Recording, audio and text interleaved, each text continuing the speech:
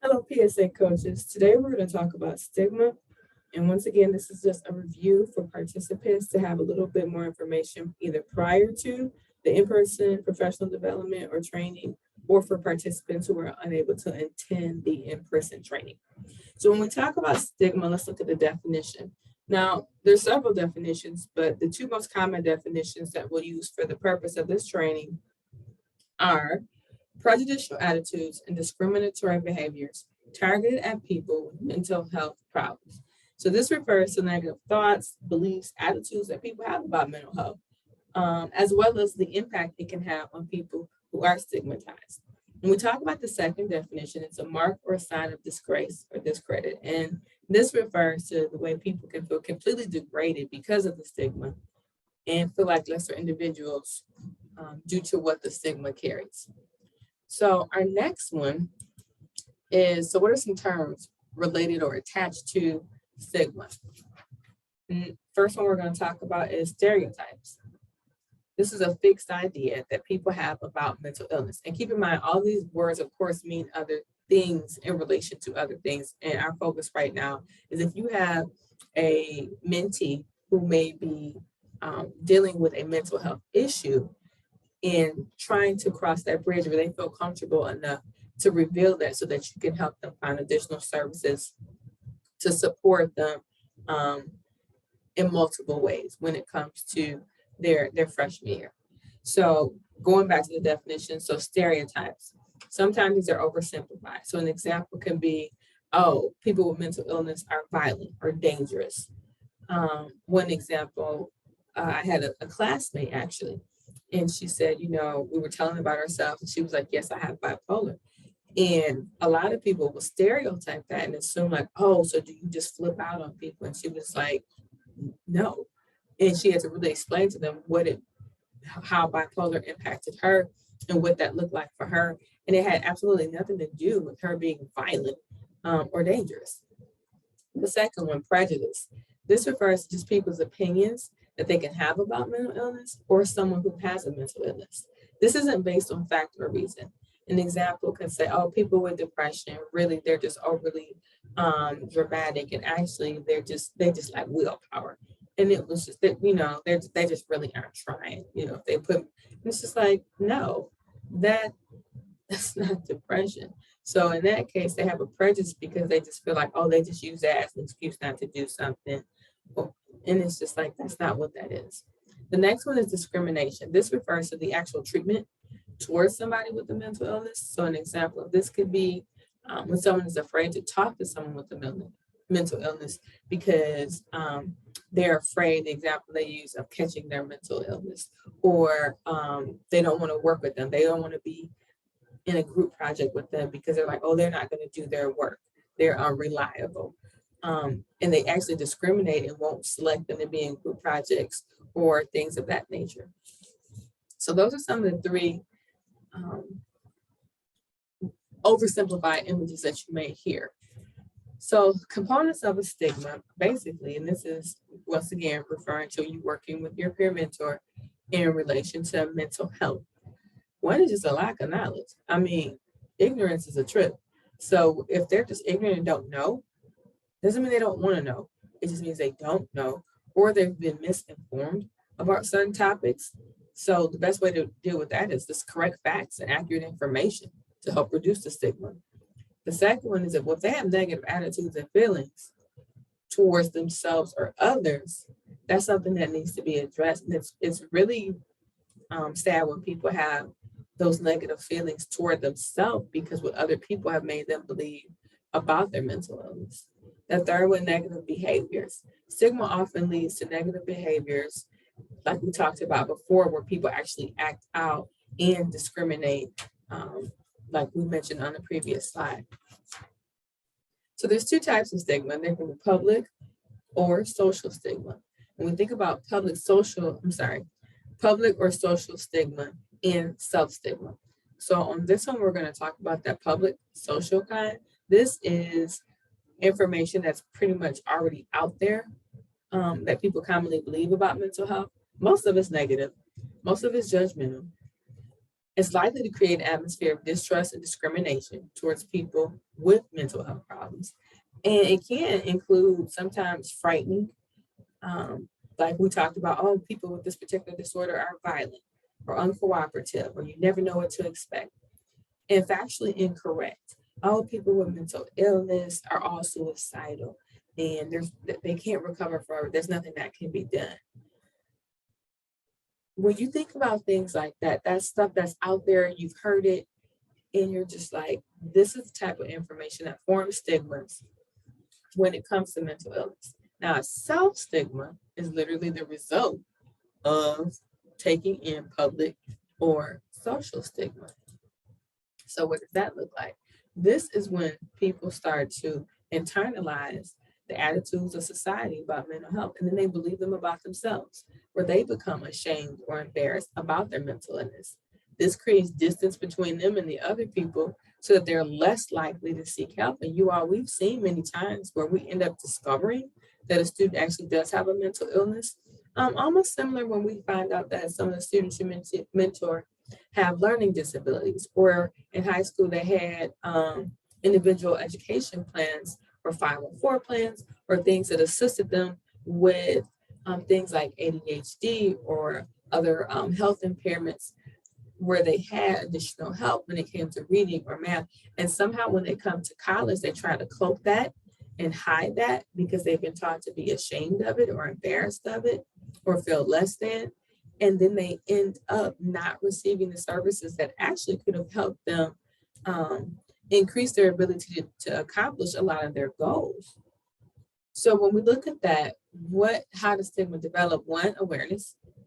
It says people are exposed to this negative stereotype about mental illness, and then to agreement, then people adopt those beliefs. Application, these attitudes and beliefs become like a general way that people look at themselves. And then there's harm, because these internalized feelings cause shame, embarrassment, and a negative self-image.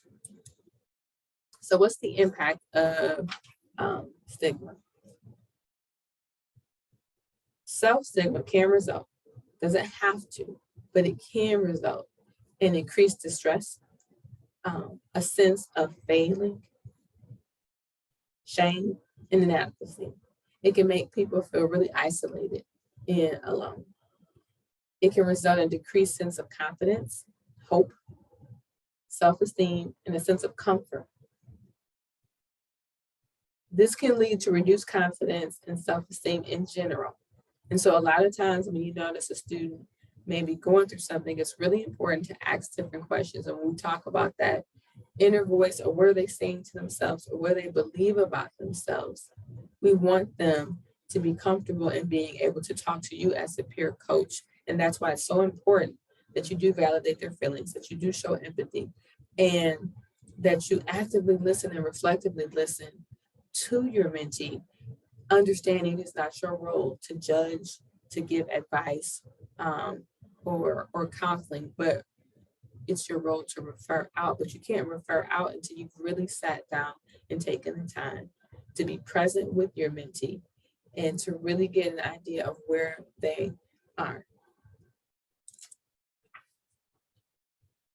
Now, some things your mentee might be feeling or thinking: I don't deserve to be at this university. It's too embarrassing for me to ask for help. People are going to think less of me. I don't want to go on medication because that means I really have a problem. Or I've been on medication and it makes me sick. It didn't work. I can't relate to people. They don't understand me. I don't fit in. Everybody else can handle 5 classes. I don't know what my problem is. I'm never going to finish this paper. I'm never going to pass this exam. I'm probably not going to graduate. I can't do. And what they do is that negative self-talk actually becomes an echo of, or the results of, what the stigma of, if they do have a mental illness, or if they've been brought up in an environment where people always tell them what they can't do and who they're not. If they've never been affirmed of who they are, this might be what you hear from them. And then this gives you an indication that there may be some issues with their self-esteem. And that's why, once again, it's so important to be there to listen and to allow them to verbalize what they're hearing and what they're going through. So how do we help reduce self-stigma? As a peer coach, as a peer mentor, you can help. You are not powerless in this. It is not our role to fix anybody. We're still trying to work on ourselves, but at the same time, we can help and support people. Now, because stigma is learned, it can be unlearned. So as a peer mentor, you can help reduce self-stigma through your actions, through the things you say, through the way you approach your mentee. At this point, you had a half of a year building rapport with your students. So this could be a really appropriate time to be able to talk to them about self-stigma and encourage them to see their thoughts. And when I say see your thoughts, if they're saying things like, I'm worthless, really saying, do you see what you just said? Do you really believe you're worthless? What does it mean to be worthless? Have them start to unpack some of those statements because that's not absolutely the truth. It's really sometimes it's a reflection of their internalized beliefs, especially if they're dealing with mental illness. The rest of the semester, we're going to get a little bit deeper into coaching, health and wellness, and to understanding the different types of mental illness, that's the different levels that students may be experiencing, but ultimately, your hope is to instill a sense of hope into your mentee.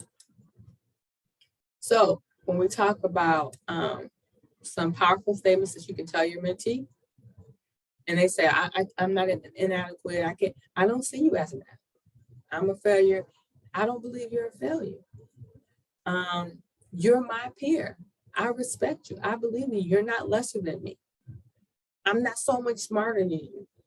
Maybe I've seen some more things or had some more time in something. You can do this. So what can a peer mentor do? All right. So when we talk about using first person terminology, this is an example of non-stigmatizing language. So you're going to focus on the person rather than the issue. So let's say your student has revealed to you that they do deal with depression or anxiety, or they've been on medication for or receiving counseling for an eating disorder. So first person terminology is when you speak about the person first, because there's different aspects of their personality and their identity, right? So you want to model the correct language so that they're comfortable talking to you. Many mental health issues magnify failures and minimize successes. I'm going to say that again. Many mental health issues that people deal with magnify failures and minimize successes. And I'm sure all of you can testify to this in some way for students who do suffer from certain types of mental illness. When they feel they have failed, it just becomes overwhelmingly heavy for some of them. And when they do something wonderful, it's almost like they don't take time to celebrate it. So as a mentor, that's something that you can encourage them to do, to reinforce and celebrate your mentee when they've done something. Whether it was, okay, you went to all your classes this week. That is a big deal, especially right now with all that's going on with the weather, with people's health, with different schedules, with motivations, that you still got up and you made it to class. You passed that quiz. Like, well, yeah, I only passed it with, 75. You passed it. I remember a student made a poster, and the poster said, the C's get degrees, meaning, hey, you passed, you still graduated. We're not advocating for C students, but the point is you have to learn how to celebrate the good. And when we talked about in a previous lesson, what are you grateful for, and look for those positive moments. Sometimes you have to model that for your student. So take time to pause, recognize, appreciate, and celebrate their successes. Another tip that you can do as a mentor, it's important to point out and gently challenge those negative thoughts. Some mentees may generalize a bad experience, oh, I failed my exam, but then they apply it to their entire being. I'm a failure. I'm a bad person. And it is important for you as a peer coach to be able to validate the feeling. Okay, that must have been difficult for you to experience failing that exam, but also gently challenge that thinking. Okay, so let's look at what you did or you didn't do to prepare for that test, that one particular test. Don't validate that they are a failure, but then acknowledge that, okay, you failed that one, but open to challenge of, okay, so what did you do to prepare for that exam, or what were you feeling when you took that exam as opposed to your other exam because I see you passed the one in chemistry. So that way they don't just generalize themselves as not being able to be competent, but they isolate that to the, I think I heard one person say, learn how to compartmentalize failures and successes. All right, step 5, you guys are doing good, we're almost done. It says, when people are experiencing symptoms of mental health problems, they often feel overwhelmed. And you all in general, as students are transitioning and going through the highs and lows and the emotions of changing and transitioning and growing and learning, they just in general feel overwhelmed with such a sense of newness. So you're gonna kind of help them regain a sense of control by, 1, creating positive short and long-term goals. And if you refer back to our WISE skills training, when we talked about setting SMART goals that are really specific, being able to use assignment calendars to track short-term academic goals and completing assignments, and then long-term goals, and looking at things from weekly perspective versus a monthly versus that graduation plan, having that long-term goal, and then being able to break things up into small, manageable steps. Help them negotiate their way from things that may seem daunting and huge and complex, and just break it down in small, manageable chunks. And that's, again, what our SMART goals help us do with our students. And I know it may seem like, oh, that's just a thing, a SMART goal, they picked an acronym. No, it's actually a tool that as you use it and you help them to use it, it does help them to take huge things and break them down into smaller functional pieces where they can see results, they can measure those results, they're realistic, they're meaningful to them, and then they can see the movement of their progress. And 3, and encourage them to engage in, once again, those practical, concrete strategies. So some of the things your students may blow off the most may make some of the biggest differences. And it could be small things like making a to-do list and checking it in the morning and in the evening, just to be mindful of where they are. Literally being mindful, slowing down, preparing all of their things for their book bag before they go to class, making sure they have their notes, making sure that they've checked the dates and room locations. Small things just to slow down and be mindful of where they're going and what they may need. Being fully present in class, not on their phone, can make a huge difference. Learning how to relax and giving your brain a chance not to be flooded with stress hormones and cortisol because you're always rushing from thing to thing. Buffering time, telling them, okay, I'm looking at your calendar or your weekly schedule, and it looks like you barely give yourself time to walk from class to class. You may think about next semester not picking classes that are back to back, especially if they're that rigorous, or arranging your schedule where you do have a break in the week, or being mindful that if you notice you have some past patterns where night classes don't necessarily work out for you, or you're not exactly a morning person. So being mindful of, is that, are you sure that's the class that you want to start with earlier? Or did you check to see how much time you'll have to really give yourself to study and go through your strategies and review your notes and meet with your professor? So just those practical, concrete strategies that sometimes come off as suggestions, we need to revisit and remind them. These aren't suggestions, these are actually strategies that have been proven to help people achieve their goals and be more. And remember, our goals are not just academics, but also those other 7 components of wellness, because we want to help restore their confidence in themselves.